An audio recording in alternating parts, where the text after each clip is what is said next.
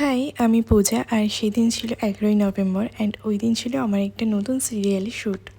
ওখানে পৌঁছেই আমি ফার্স্ট ডে আমার ড্রেস অ্যান্ড মেকআপটা কমপ্লিট করে বসে যাই হেয়ার করতে, অ্যান্ড হেয়ার করার পর আমি আমার ফুল লুকটা কমপ্লিট করে নিই।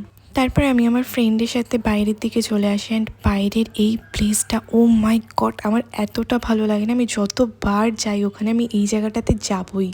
দেখো, সচরাচর হয়তো এই সমস্ত জায়গায় আমাদের ঘোরা হয়ে ওঠে না, বাট সত্যি বলতে শুটিংয়ের জন্য অনেক এরকম প্লেস আছে যেখানে আমরা ঘুরতে যেতে পারি, আমাদের দেখাও হয়ে যায় অ্যান্ড ভীষণ এনজয়ও করি। তারপর হয়ে যায় লাঞ্চ টাইম, অ্যান্ড লাঞ্চ করার পর দেখো আমার হাতের কি অবস্থা। আমার হাতের একটা নেইল উঠে যায় আর আমার ভীষণ পেন হচ্ছিলো, তো আমি একটা ব্যান্ডেড লাগিয়ে নিই।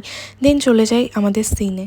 এরপর আমরা আমাদের অন্য একটা সিনে চলে যাই, অ্যান্ড ওই সিনের প্লেসটা এত সুন্দর করে সাজিয়েছিল না, মানে কি বলবো, ভীষণ সুন্দর লাগছিল। সবাই বলছিল খুব ভালো সাজিয়েছে।